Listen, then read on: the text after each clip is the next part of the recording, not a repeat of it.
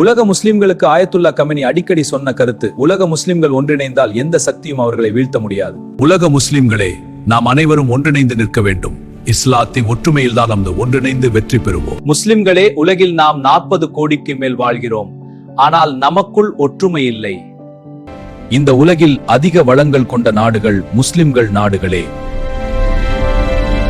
ஆனால் அந்த வளங்களுக்கான தொகையை ஒக்கும் இடத்தில் நாம் இல்லை. அமெரிக்க யூதர்கள் உள்ளார்கள்.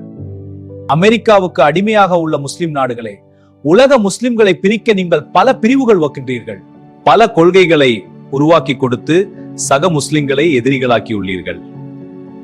இது தவறு. முஸ்லிம்கள் ஒற்றுமையாக வாழ, மகிழ்ச்சியாக வாழ, வேலை வாய்ப்புட வாழ, பொருளாதார வசதிகளுள் வாழ நான் யோசனை சொன்னால், என் நாட்டை தாக்க சுத்திலும் நீங்கள் களம் அமைத்து கொடுத்துள்ளீர்கள் அமெரிக்காவுக்கு.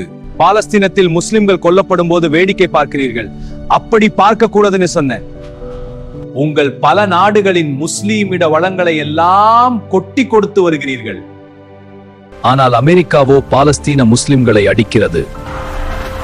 சுகபோகமாக சேக்காக வாழ்வது முஸ்லிம் அல்ல. அடுத்தவருக்கு உதவி, ஏழையாக வாழும் வாழ்வே மேல் என எண்ணுவதே முஸ்லிம். முஸ்லிம்களுக்கு உதவுங்கள். சக முஸ்லிம் சாவதை, அழுவதை வேடிக்கை பார்க்காதீர்கள்.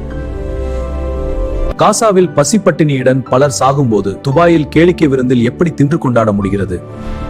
நபிகள் நாயகம் சொன்ன ஜமாத்துல் முஸ்லிமீன் உண்மையாகும்.